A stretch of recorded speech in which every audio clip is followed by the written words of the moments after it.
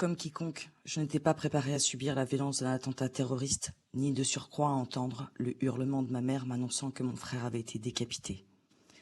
Il y a eu cet état de peine et de tristesse innommable. Comment pourrais-je les nommer, n'ayant jamais ressenti une telle douleur auparavant? Il y a eu cet état de choc post-traumatique, altérant toute capacité de penser et d'agir. La sidération passée, il ne me reste plus que la douleur et des questions. Ces questions pourtant légitimes ont obtenu jusqu'à présent pour seule réponse: il ne faut pas se tromper d'ennemi. Cette phrase, on n'a eu de cesse de me l'adresser sans conviction ni vertu, pour m'astreindre à regarder l'ennemi commun en tant que mal unique. Combattre ceux qui commettent de tels crimes est une évidence.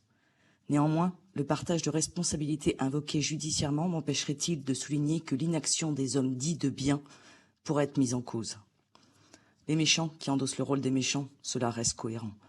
Mais les gentils qui oublient d'endosser celui de gentil, comment les nomme-t-on? Mon frère, Samuel Paty, n'a-t-il pas rempli sa part du contrat social pour que l'État ne lui ait pas assuré sa protection? La défense de certains prévenus mis en examen se base sur l'absence de réaction des services de protection. Cela est censé démontrer qu'ils ne sont en rien coupables. Si avant les faits je n'ai pas été défini comme une menace, pourquoi le serais-je après? Dans le cas de l'assassinat de mon frère, l'absurdité de cette situation est illustrée par la volonté en amont de ne pas faire de vagues, générant une minoration des menaces qui pesaient contre mon frère et une absence de protection.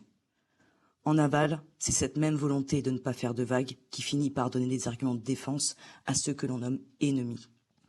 Ceux qui ont fait campagne contre mon frère avant son assassinat seront jugés pour association de malfaiteurs terroristes criminels. Le PNAT, Parquet national antiterroriste, a choisi cette qualification en la justifiant ainsi. L'enquête n'a pas permis d'établir qu'ils avaient précisément entendu favoriser l'assassinat de Samuel Paty, ce crime n'étant que l'une des conséquences possibles et prévisibles de leurs agissements au même titre que d'autres crimes d'atteinte à l'intégrité physique ou à la vie. Alors s'il était possible et prévisible qu'il soit à minima agressé physiquement, pourquoi mon frère n'a-t-il pas été mis sous protection? C'est en vertu de ce pourquoi que le 6 avril 2022, ma famille a déposé plainte pour non-empêchement de crime et non-assistance à personne en péril.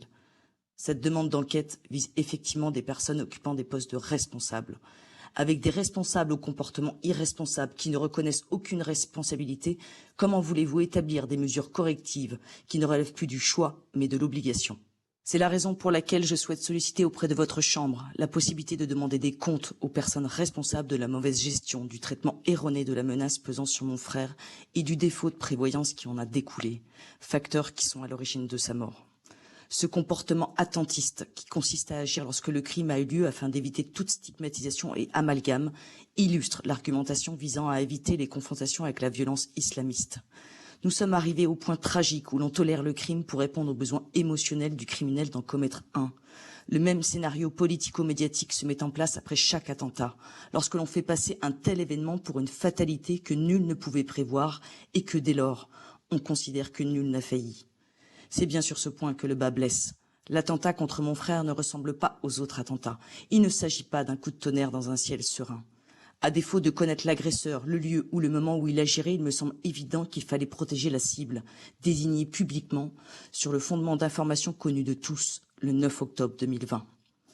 La descente aux enfers de Samuel aura duré 11 jours, et nul ne pouvait l'ignorer. Les responsables ne pouvaient se méprendre sur la gravité et la constance du péril, ni sur l'imminence de son agression.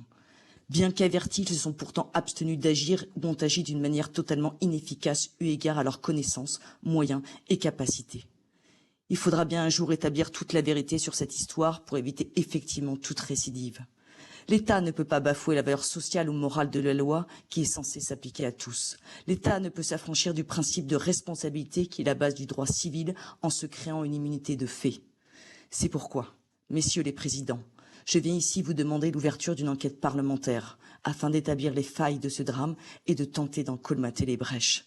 Messieurs les présidents, ainsi que l'ensemble des sénateurs, vous qui avez condamné à l'unanimité l'assassinat de Samuel Paty, délaissant votre traditionnel clivage, j'espère que vous agirez aujourd'hui dans le même esprit d'unité. Comme j'ai eu l'occasion de le dire à la Sorbonne le 15 octobre dernier, on ne met pas un oui mais après le mot décapitation. En France, on met un point.